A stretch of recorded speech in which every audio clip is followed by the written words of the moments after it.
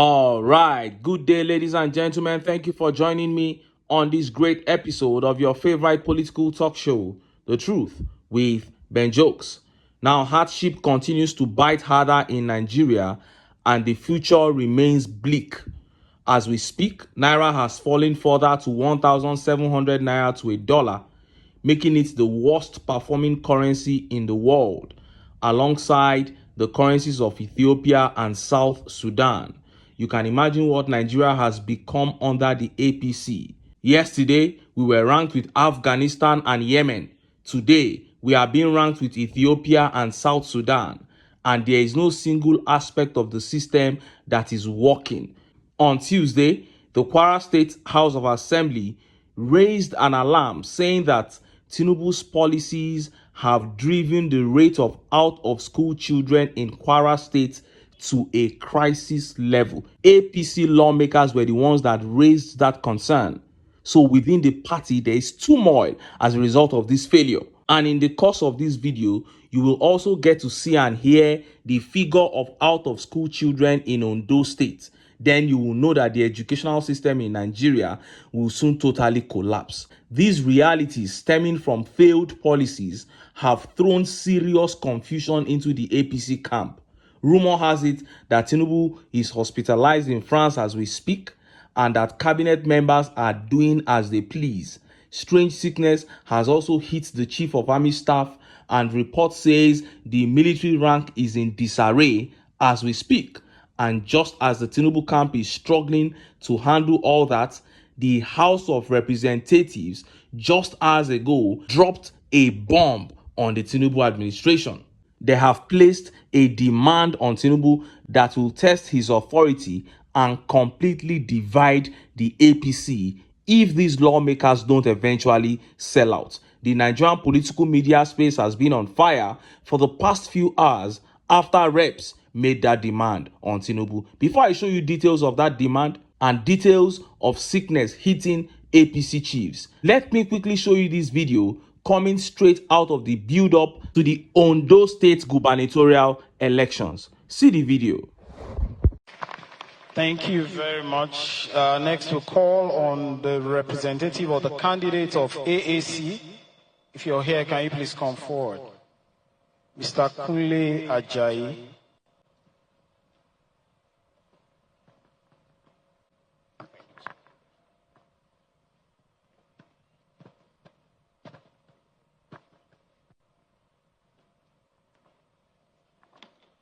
Thank you so much. Kunle Ajayi is my name. I want to thank the organizers for organizing this. But I want to say that why do we only talk about peace during the elections? And we don't talk about peace before and after the elections. And that is why I want to tell the organizers of this program, my CP, and all other security agencies that are here, that in a state where, as at August 12, 2024, over 25,909 people are out of school. Out of school children in those states is over 25,000. That peace is an illusion. A state where we have on good authority that the state government used 775 million to do fence. That peace is an illusion. A state where during the elections, most of Ondo State people, a lot of people in Ondo State are quite poor. And my professor from Great Ife was talking about people buying votes and people selling votes. It is serious hunger that is making Nigerians sell their votes, because the current ruling party has removed subsidy and is giving us palliative. And palliative is like throwing water into the ocean. So as far as I'm concerned, if we really need peace in Ondo State, if we need peace during the elections, we need to work on the social issues. We need to work on the economic issues. You can't keep people being poor and you're talking of peace. You can't keep people uneducated, and you are talking of peace. You can't keep people without health care, and you talk of peace. We want your commitment to These peace. are the ways we can have social justice. Thank you so much. To be committed to peace as a political party, the African Action Congress, we want to say that the whole of the stakeholders in this election must also be committed to peace. We must all be allowed to use the parks, the venues, in an affordable manner. That is the only way to be committed to peace. For our political party, we have always been known as a very peaceful political party. We've been watching the Ondo Election Peace and Security Summit in Akure, the state capital. You heard that. Over 25,000 out of school children in Ondo State. Yet the APC-led state government spent 775 million naira to erect a fence. These guys are just evil all around Nigeria. And that young man there was pouring it out passionately. You can't be talking about peace when you are destroying the people's lives. And that's how they will do that useless camouflage, peace accord that is always led by that thief, Abdul Salam. And at the end of the day, APC will rain violence on people during the elections. Ondo State is poor, Kwara State is poor, Osun State is poor, Oyo State is poor, the whole of Southwest is poor. Is there any state in Nigeria that is not poor? Is Nigeria no longer the poverty capital of the world? Of course, it remains the poverty capital of the world. And one day, just one day, with the caliber of youths, with the kind of boldness that we are beginning to see now, that revolution that we have been talking about will spring up in this country. Now, let us look at those updates that have become the major talking points in the Nigerian political media space. First, it was the update on the sickness that hit the Chief of Army Staff after rumors of TINUBU being hospitalized in France. And that was followed closely by angry lawmakers hitting TINUBU with that demand. Let's start by taking the update on the Chief of Army Staff. Look at how the papers reported it. Exclusive. Nigeria's Chief of Army Staff Lagbaja is sick, secretly flown abroad by family to seek medical attention, reporters. Concerns are growing among the military hierarchy over the whereabouts of Nigeria's Chief of Army Staff, Lieutenant General Taoreed Abiodun Lagbaja, sources told reporters.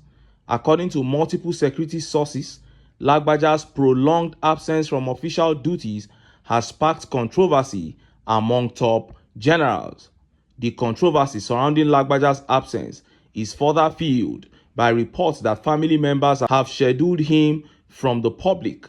As the situation unfolds, many are eagerly awaiting an official statement from the authorities to clarify Lagbaja's status. Checks on the Nigerian Army social media pages show that the last appearance of Lagbaja was on Tuesday, September 10, 2024, when he inaugurated several civil-military cooperation projects in Okuku, Odo-Otin local government area of Osun State.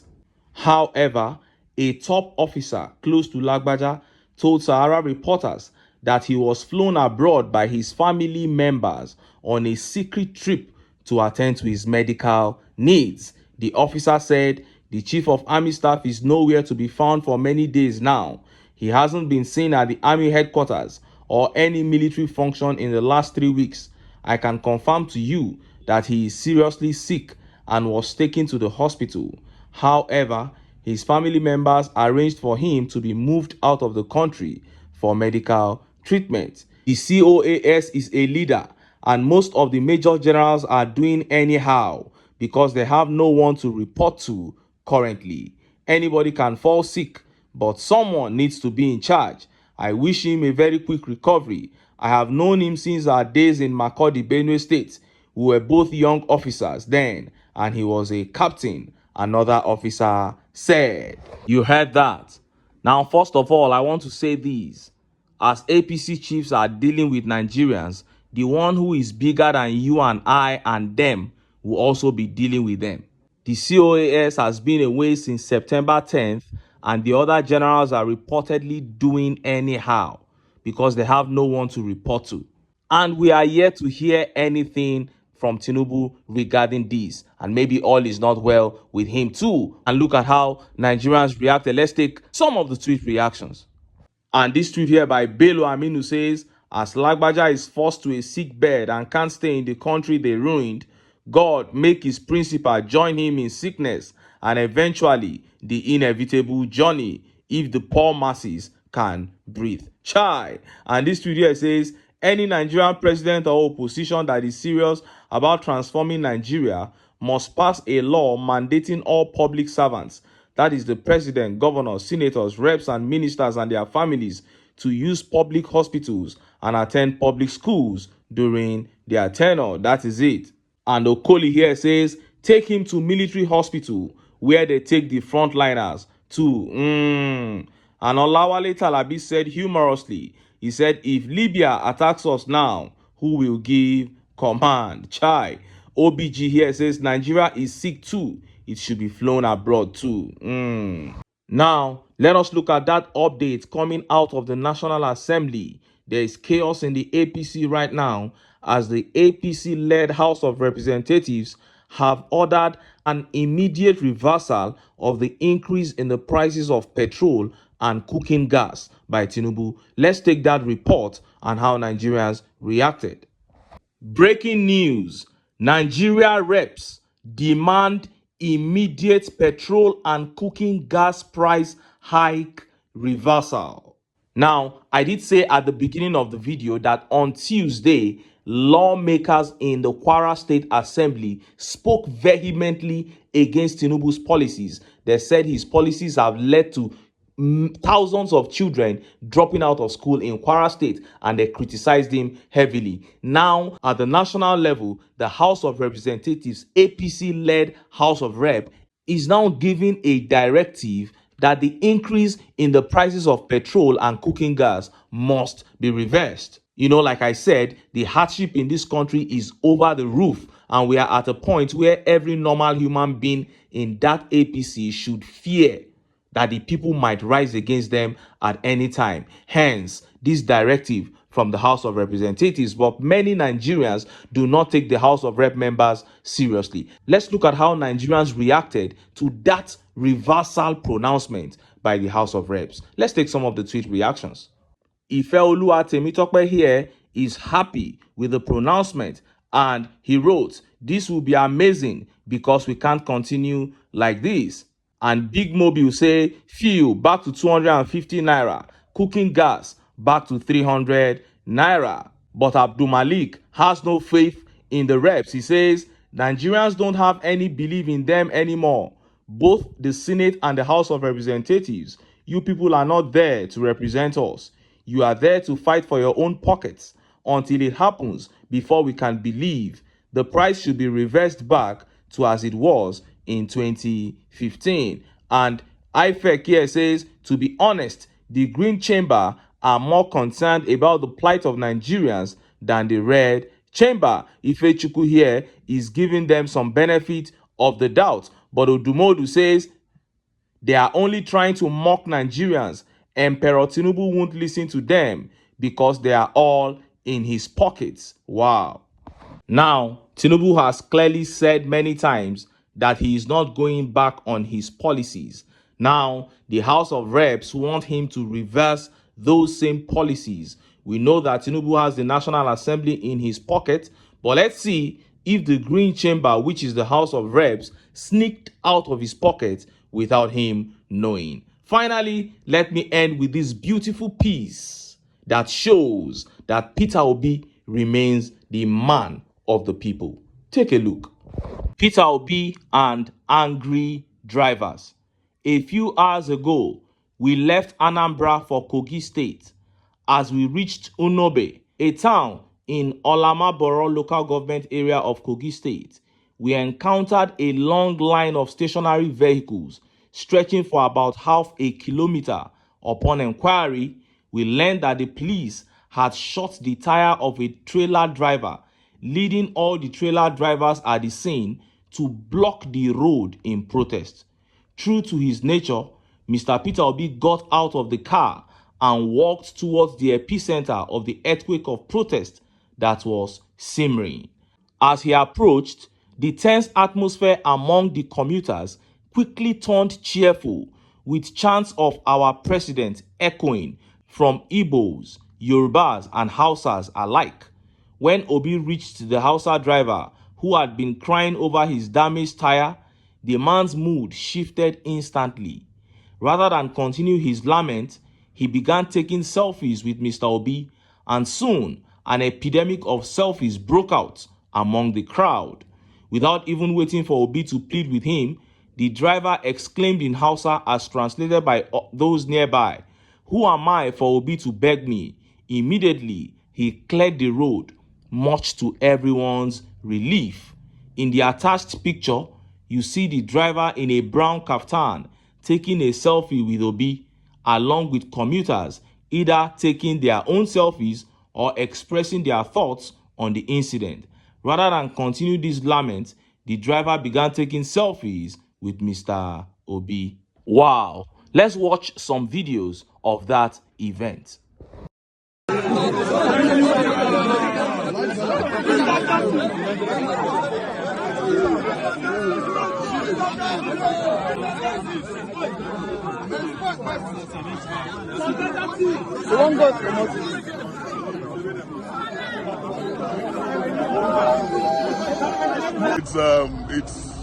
That is to tell you the people's choice.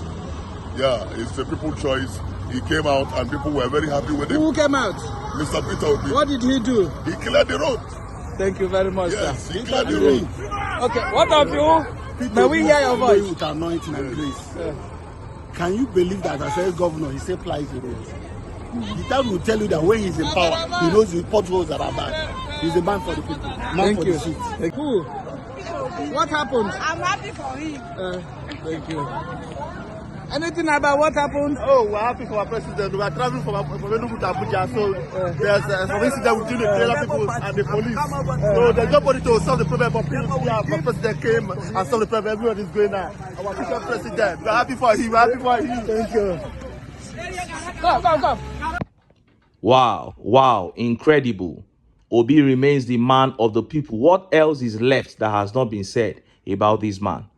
He was traveling by road and he saw that incident. He came down himself. How many people in Nigeria that are not even close to Obi's finger just because they have money, how many of them will be able to do that? Even sitting governors, first of all, the nerve to go amongst the people like that. I am telling you, the governor, that thing happened in Kogi State. The governor of Kogi State cannot come down and be walking amongst the people like that. He will have a second thought. But this man, because his hands are clean, his conscience clean, a clean conscience fears no accusation. He knows he's not owing anybody anything.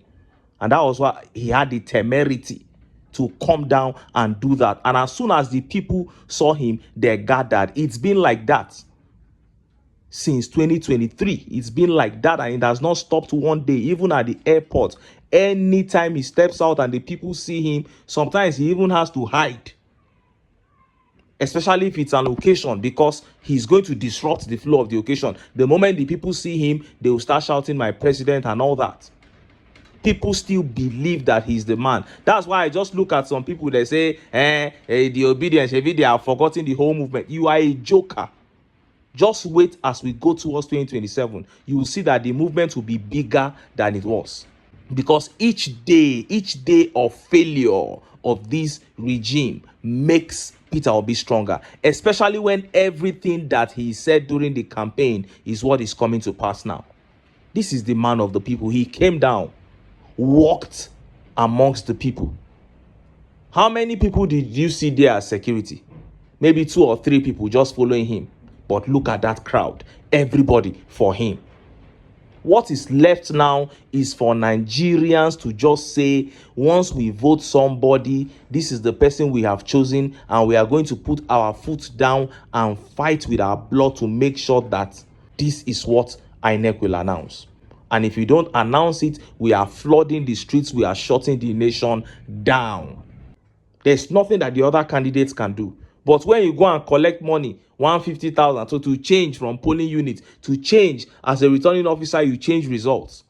then you turn around to say you want to blame INEC or blame the judiciary. It does not work that way. The people must play their part to vote in a man whose conscience beats for the people and stand by their votes. If they give you money, you can collect it, but don't ever do their bidding. And when we do this, you will see that we will take our country back. And within a short while, we will begin to fix this country. And in no time, we will become the envy of Africa and indeed the whole world. But until then, make I still enter town.